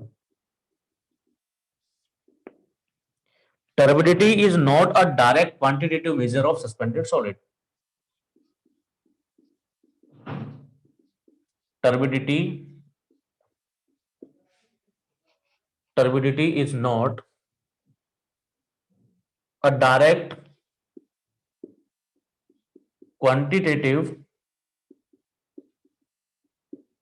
quantitative measure of suspended solids. ठीक है, इतना लिखो, एक बार मैं आता हूं, 1 minute.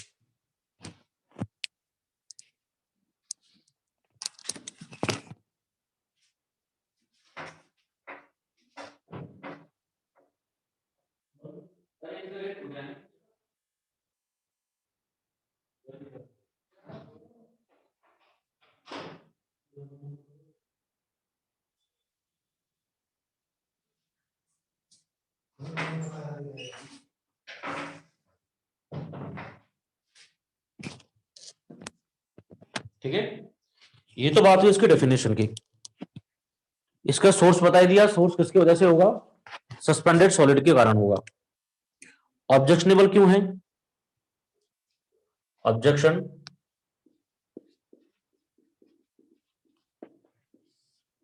Objection disinfection of turbid water is difficult. Disinfection एक प्रोसेस होती है जो बैक्टीरियाज को मारने के लिए जनरली काम में ली जाती है, वो आगे पढ़ेंगे आगे वाले चैप्टर में। Disinfection of turbid water, disinfection of turbid water is difficult. Disinfection of turbid water is difficult because, ठीक है, इतना ही काफी है। Disinfection of turbid water is difficult. Second, दूसरा क्या नुकसान हो सकता है, in natural water bodies,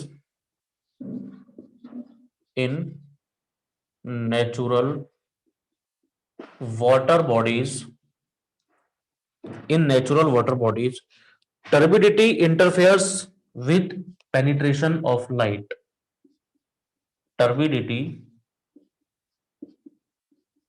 interferes penetration of light, penetration of light, penetration of light. Hence, hence also, hence also interferes with, also interferes with photosynthesis, interferes with photosynthesis। इसका measurement जो किया जाता है,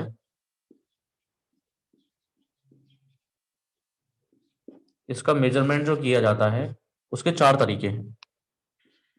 एक है टर्बिडिटी रॉड, टर्बिडिटी रॉड। दूसरा है जैक्सन्स टर्बिडीमीटर, जैक्सन्स टर्बिडीमीटर। टर्बिडीमीटर बोलो या टर्बिडिटी मीटर बोलो, एक ही बात है। तीसरा है बेलिस टर्बिडीमीटर, तीसरा है Baylis turbidimeter. And fourth is nephelometer, nephelometer. ये 4 तरीके से मेजर किया जाता है। तो लिखो पहले, मेजरमेंट करते कैसे हैं वो देखेंगे अभी, मेजरमेंट करते कैसे हैं वो बात करें।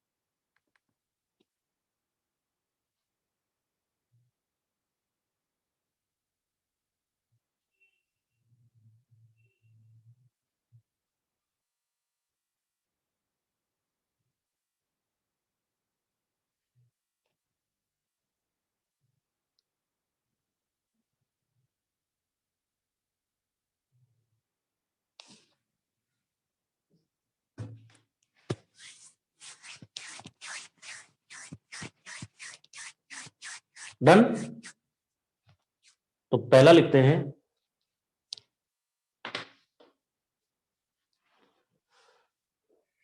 Turbidity rod.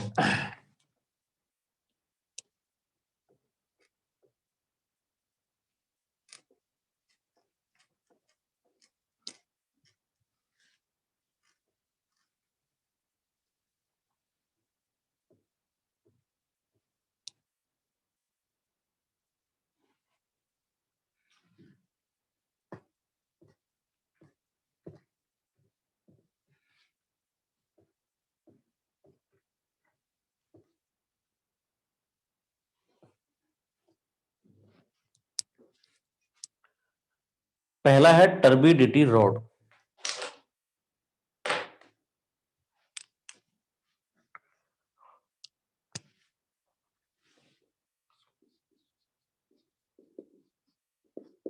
टर्बिडिटी रॉड,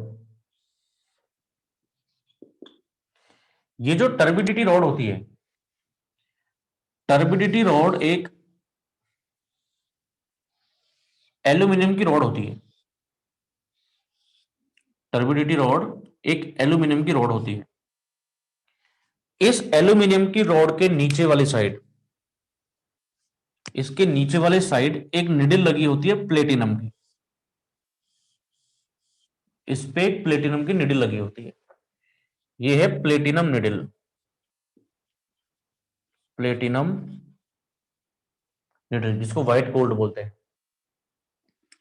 इस निडल का डायमीटर होता है 1 mm और इस निडल की लेंथ होती है 25 mm, मतलब 2.5 सेंटीमीटर के आसपास। इस रॉड पे, इस रॉड पे रीडिंग्स लिखी होती है, इस रॉड पे रीडिंग्स लिखी होती है। सबसे कम रीडिंग लिखी होती है नीचे, और ऊपर की तरफ जैसे जैसे बढ़ते जाते हैं वैसे वैसे रीडिंग बढ़ती जाती है। रीडिंग का जो इंक्रीजिंग ऑर्डर है वो नीचे से ऊपर की तरफ होता है, ऊपर की तरफ होता है। अब करते क्या है, जिस वाटर की टर्बिडिटी आपको चेक करनी है, जिस वाटर की टर्बिडिटी आपको चेक करनी है, टर्बिड वाटर, ये टर्बिड वाटर है।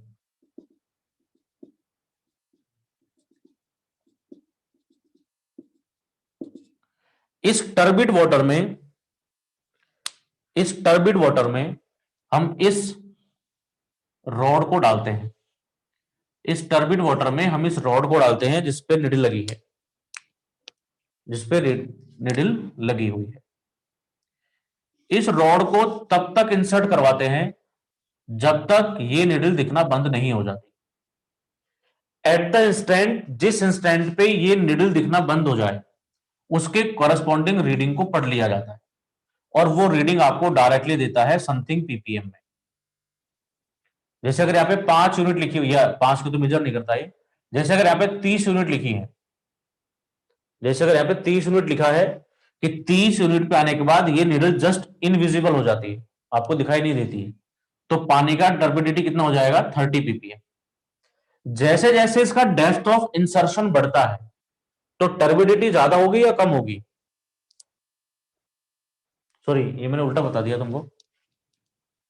इसकी जो इंक्रीमेंट है वो नीचे की तरफ होता है, इसका इंक्रीमेंट नीचे की तरफ होता है, कि अगर नीचे सबसे ज्यादा रीडिंग होगी और ऊपर सबसे कम रीडिंग होगी, ऊपर रीडिंग सबसे कम होगी, नीचे रीडिंग सबसे ज्यादा होगी।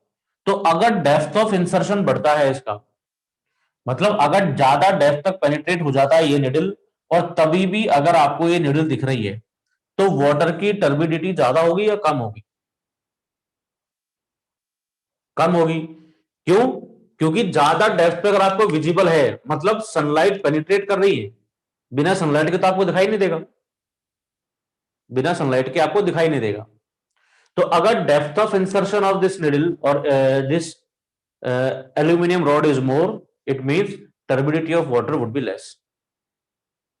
ठीक है, क्योंकि जब सनलाइट ज्यादा होगी तभी इसका डेप्थ ऑफ इंसर्शन ज्यादा होगा, जिस डेप्थ पे आपको ये निडल दिख रही है। समझ में आ गया यहां तक कि किस तरह काम करता है ये? लिखिए, rod with platinum needle, rod with platinum needle, rod with platinum needle, platinum needle is inserted inside the water, is inserted inside the water, inside the water, and the depth at which, and the depth at which platinum needle just becomes invisible, at which platinum needle just becomes invisible, just become invisible, gives turbidity in ppm, gives turbidity in ppm. As depth of insertion increases, as depth of insertion increases, depth of insertion increases, reading will decrease. Reading का मतलब turbidity will be less. एक statement लिख रहा हूं, उसको मतलब बताता हूं क्या है. टर्बिडिटी विच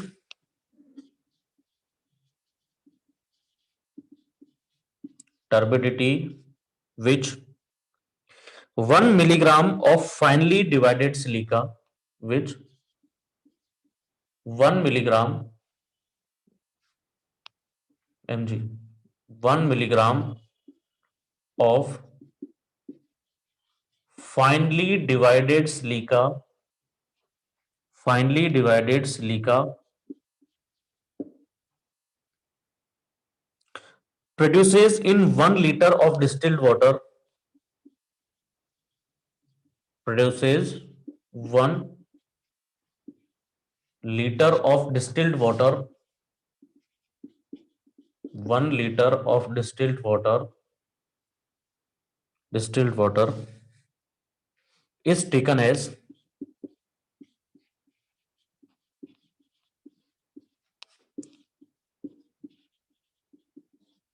1 यूनिट. जो 1 ppm है या कोई भी जो 1 यूनिट होगी, हम टर्बिडिटी की यूनिट को अलग अलग तरीके का नाम देते हैं. हम टर्बिडिटी की यूनिट को अलग अलग तरीके का नाम देते हैं कि किस टेस्ट से हमने इसको ऑब्टेन किया. अगर 1 लीटर डिस्टिल वाटर में 1 मिलीग्राम सिलिका मिला दी जाए पाउडर फॉर्म में, तो वो जितनी टर्बिडिटी प्रोड्यूस करेगा वो 1 यूनिट होगी. ठीक है, कि 1 लीटर डिस्टिल वाटर है, 1 लीटर डिस्टिल वाटर है, 1 litre distilled water.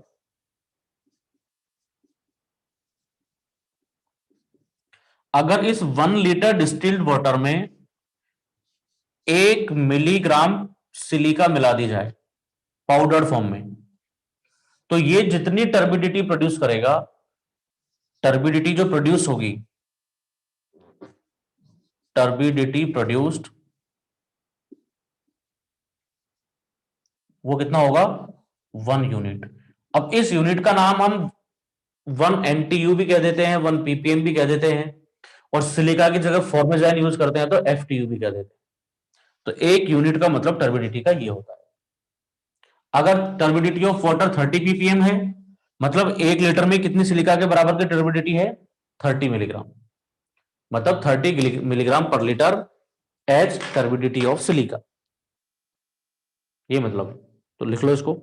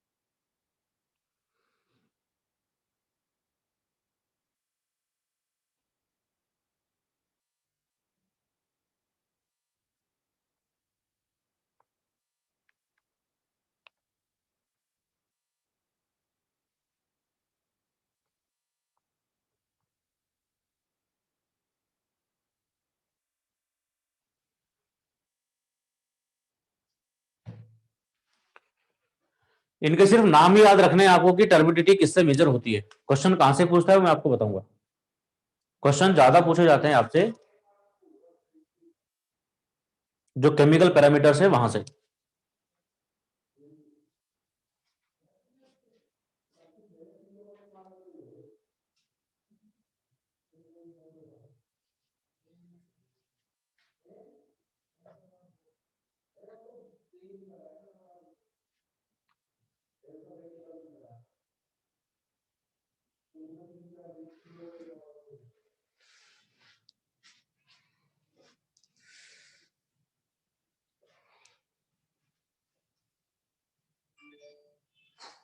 Done.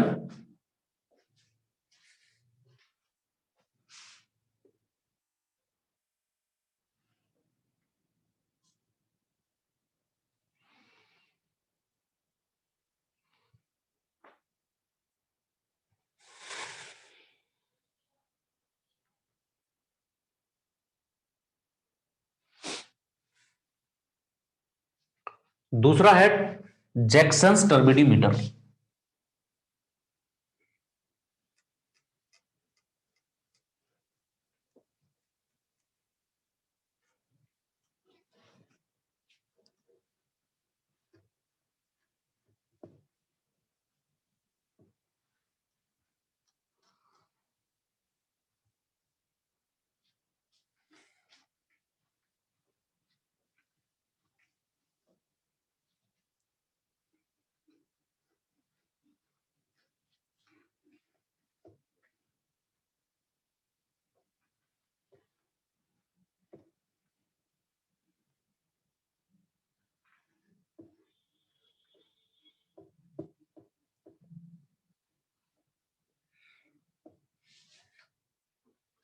Next है जैक्सन्स टर्बिडीमीटर।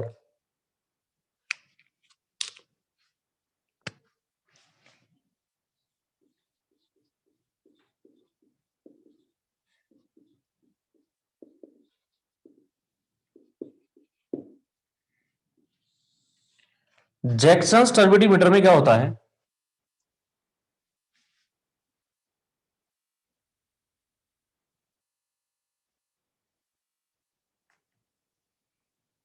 डायग्राम बना देता हूं एक बार।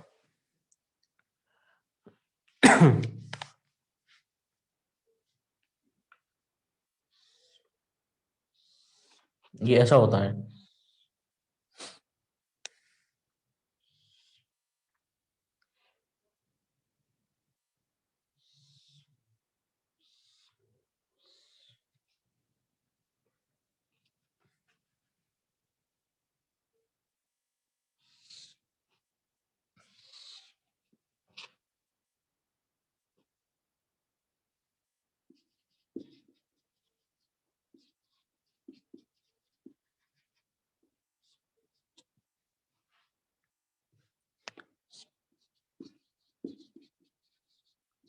ये डायग्राम बना लेना आप भी।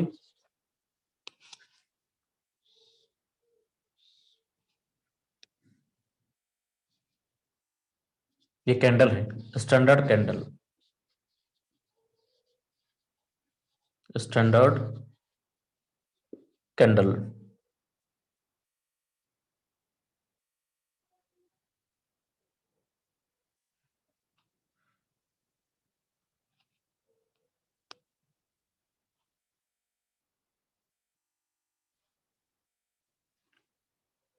और इसमें होती है ग्लास ट्यूब,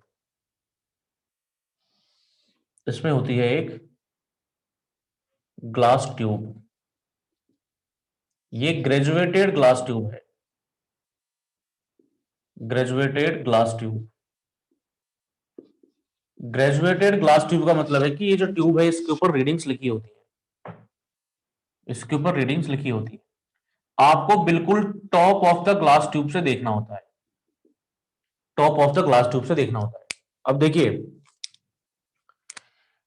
ये जो मेटल स्टैंड है ये मेटल स्टैंड यहां तक होता है। ये वाली जो सरफेस है, इस मेटल स्टैंड की जो ऊपर की सरफेस है वो ग्लास की होती है, वो ग्लास की होती है।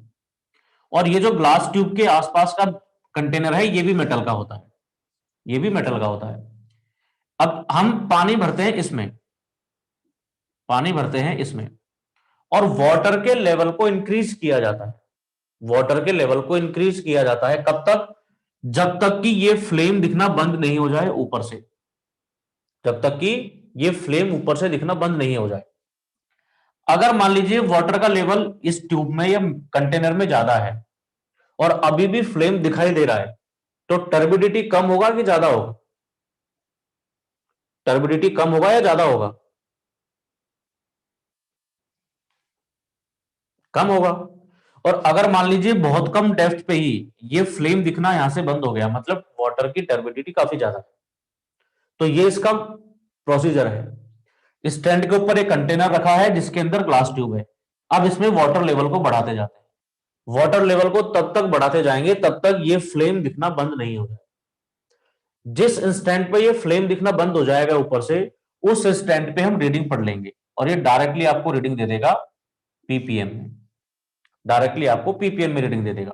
लेकिन ये जो टेस्ट है, ये टेस्ट 25 पीपीएम से कम टर्बिडिटी को मेजर नहीं कर सकता है, और 25 पीपीएम टर्बिडिटी हम पानी पीने के पानी के लिए अलाउ नहीं करते।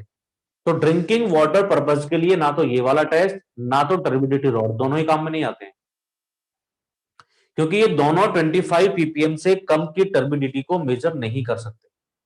ठीक है, तो ड्रिंकिंग वाटर के लिए इनका यूज नहीं होता, ड्रिंकिंग पर्पज के लिए इनका यूज नहीं होता है मेजरमेंट करने के लिए, वो दूसरे तरीके हैं। इसके बारे में लिख देते हैं, the level of water is increased, the level of water is increased, level of water is increased till the image of flame, till the image of flame ceases to be seen, ceases to be seen.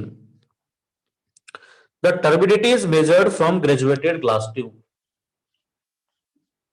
The turbidity is measured, turbidity is measured from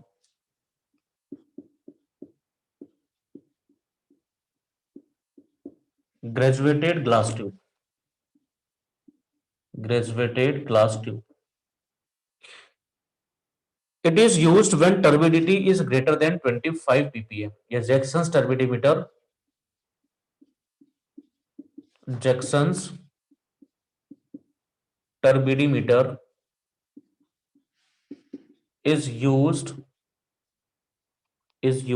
when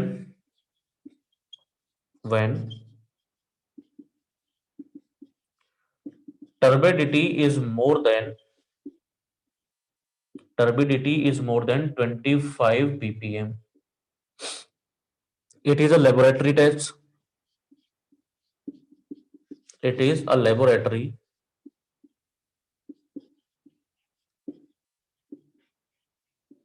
method, and this method is not used for drinking purpose. This method is not used for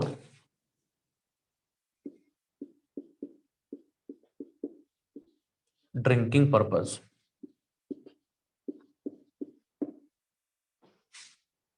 लिख लो इसको।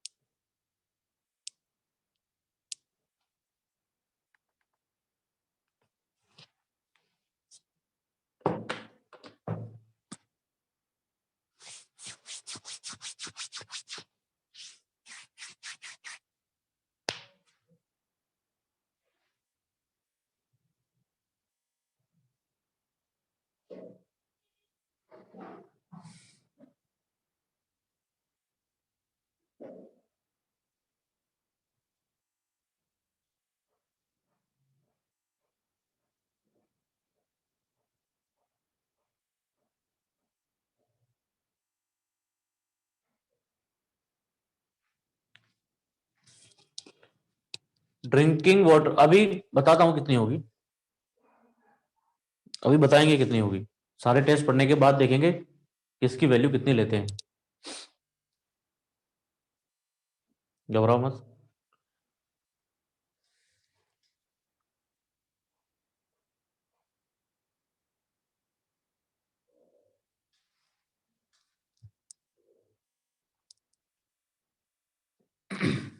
एक बार test होने के बाद देखें।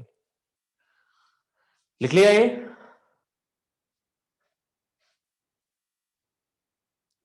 Done सभी का?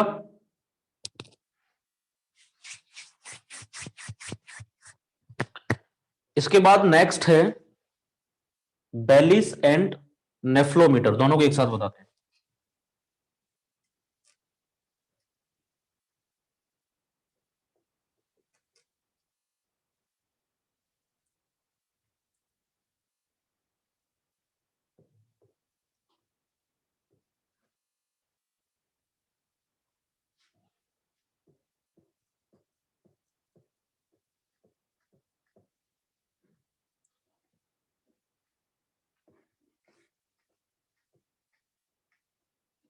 बेलिस and नेफ्लोमीटर।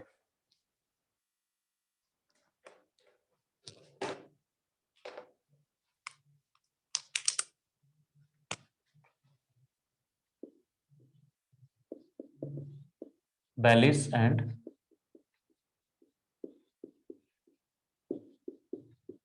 नेफ्लोमीटर। देखिए होता क्या है, ये जो दोनों के दोनों हैं, these are based on colour matching techniques, these are based on colour matching technique. Colour matching technique का मतलब ये होता है, एक तो तुम्हारे पास कोई स्टैंडर्ड सॉल्यूशन है, उस स्टैंडर्ड सॉल्यूशन का तुमको टर्बिडिटी पता है, और एक तुम्हारे पास टर्बिड वाटर है। अगर उन दोनों का कलर एक जैसा है तो उसकी टर्बिडिटी दूसरे के बराबर होगी।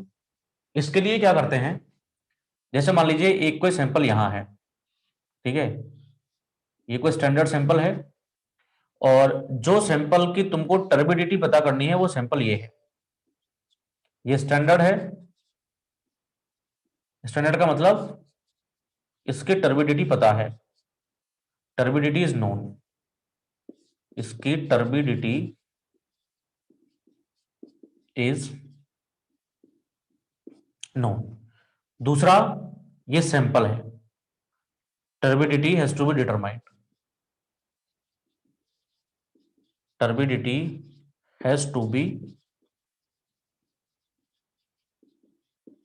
डिटरमाइंड। इन दोनों के आगे, इन दोनों के आगे कोबाल्ट ब्लू की प्लेट लगा देते हैं, कोबाल्ट ब्लू की प्लेट लगा देते हैं, इसके आगे भी और इसके आगे भी कोबाल्ट ब्लू की प्लेट लगा देते हैं। थोड़ी दूर एक बल्ब रखा होता है लगभग 250 वाट का, ये 250 वॉट का बल्ब है, इससे लाइट आएगी, इधर भी आएगी, इधर भी आएगी। इस कोबाल्ट ब्लू से टकराने के बाद इसको हिट करेगा, इस कोबाल्ट ब्लू से टकराने के बाद इस सैंपल को हिट करेगा। अगर दोनों की टर्बिडिटी सेम है तो दोनों से जो कलर प्रोड्यूस होगा वो सेम होगा। अगर दोनों से सेम अमाउंट का कलर प्रोड्यूस होता है जब तो टर्बिडिटी सेम है, इसका ये तरीका है। या फिर आजकल नेफ्लोमीटर और ये जो बेलिस है और नेफ्लोमीटर है, ये दोनों दूसरे टेक्निक पे भी काम करते हैं, वो ज्यादा एक्यूरेट है। उसमें क्या होता है, लाइट की इंटेंसिटी मेजर की जाती है। मैकेनिज्म पूरे का पूरा यही है, सिर्फ फर्क क्या है, जो लाइट की इंटेंसिटी मेजर करता है, जैसे यहां से आया लाइट, जैसे ये आपका बेलिस मीटर मान लेते हैं, ये आपका बेलिस है, लाइट यहां से आ रहा है, ये क्या करेगा, इसके पीछे फोटोमीटर लगा होता है, तो जिस डायरेक्शन में लाइट आ रहा है उसी डायरेक्शन में लाइट की इंटेंसिटी को मेजर करता है। बेलिस इस प्रिंसिपल पे काम करता है कि जिस डायरेक्शन में लाइट आ रही है उसी डायरेक्शन में वो मेजर करेगा लाइट की इंटेंसिटी। नेफ्लोमीटर क्या करता है, लाइट जिस डायरेक्शन से आके स्कैटर होती है, तो इंटेंस, ये जो direction of intensity of light, direction of, ये जो जिस डायरेक्शन में लाइट आ रही है उस डायरेक्शन के परपेंडिकुलर, उस डायरेक्शन के परपेंडिकुलर वो उस डायरेक्शन के नॉर्मल वो इंटेंसिटी मेजर करता है।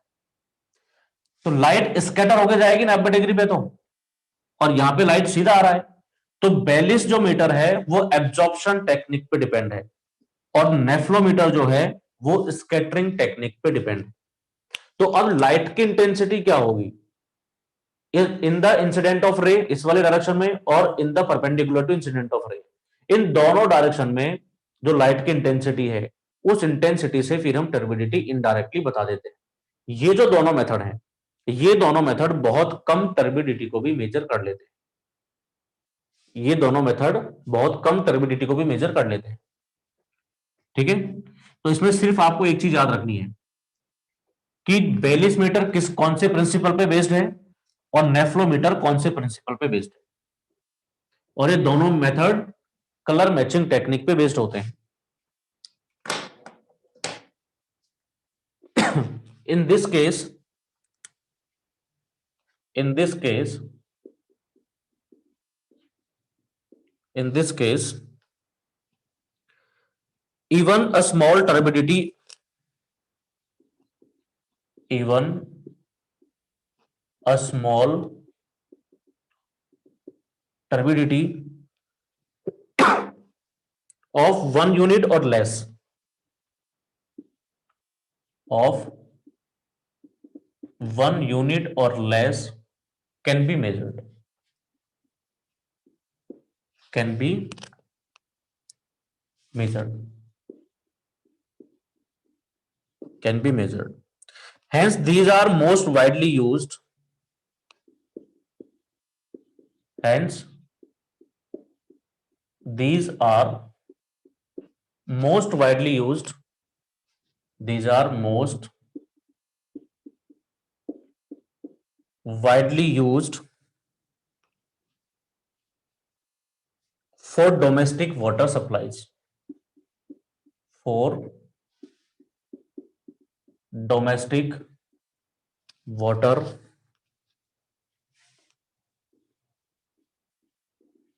supplies. In Bayes turbidimeter, in Bayes turbidimeter, light intensity is measured. Light intensity is measured in the direction of incident light only. In the direction of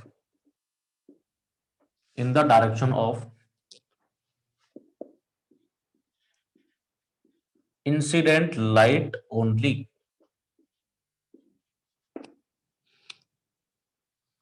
Whereas in nephelometer, whereas in nephelometer, whereas in nephelometer,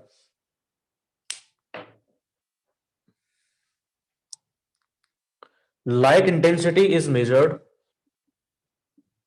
Light intensity is measured. Light intensity is measured at right angles to the incident ray. At right angles to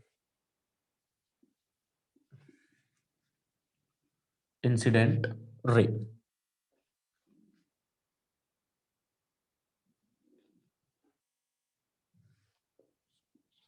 Hence,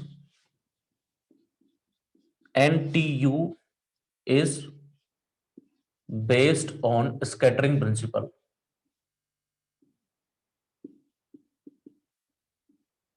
NTU का मतलब होता है nephelometer turbidity unit. Government of India manual इसी को काम लेता है, nephelometer turbidity unit. मतलब जो टर्बिडिटी नेफ्रोमीटर नापता है उसको एनटीयू बोल देते हैं। बाकी सारी की सारी यूनिट बराबर की हैं, 1 milligram per litre, 1 ppm, 1 NTU, सारे के सारे बराबर की यूनिट है नेफ्रोमीटर। यहां पे एक नोट लिखेंगे,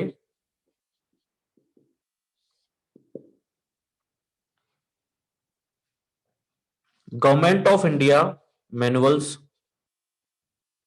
government of India manuals gives turbidity, gives turbidity in NTU, acceptable limit, acceptable limit 1 NTU है टर्बिडिटी की, and cause for rejection, and cause for rejection है 5 NTU। पहले ये 10 NTU था, लेकिन अब इसको 5 NTU कर दिया है। इसका जिक्र मिलेगा आपको IS कोड 10500 में। ये रिवाइज हुआ है 2012 में। 2012 से पहले 10 यूनिट था, 10 NTU था। इसका मतलब क्या है कि अगर टर्बिडिटी 1 NTU से कम है या 1 NTU तक है, जब तक कोई दिक्कत ही नहीं है। लेकिन अगर 5 NTU से ज्यादा हो जाए तो बिल्कुल भी उस पानी को ड्रिंकिंग पर्पज के लिए काम नहीं लेंगे। थ्योरेटिकल रिकमेंडेशन ये, 1 से 5 के बीच में हो तो चलता है, 1 से 5 के बीच में हो तो चल सकता है, लेकिन 5 से ज्यादा टर्बिडिटी हो जाए तो बिल्कुल भी वो पानी पीने के लिए अलाउ नहीं होगा as per government of India manuals. वरना तो पानी अगर कम है तो किसी भी तरीके का पानी पी लिया जाता है। ठीक है, तो this is all about turbidity, लिख लो इसको, this is all about turbidity.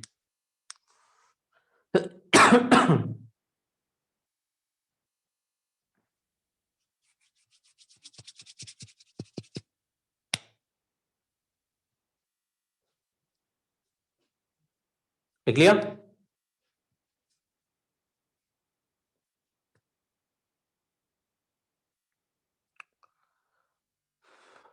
हो गया क्या? चलिए, कोई दिक्कत यहां तक? यहां तक कोई दिक्कत किसी तरीके की?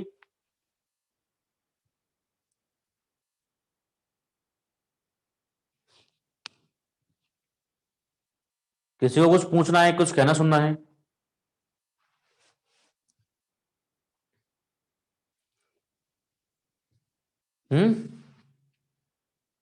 कुछ नहीं? तो बाकी के जो पैरामीटर है वो कल कवर करेंगे, आज की क्लास नहीं खत्म करते हैं। ओके, आज की क्लास को यहीं खत्म करते हैं। तो कल मिलते हैं, तब तक के लिए गुड बाय।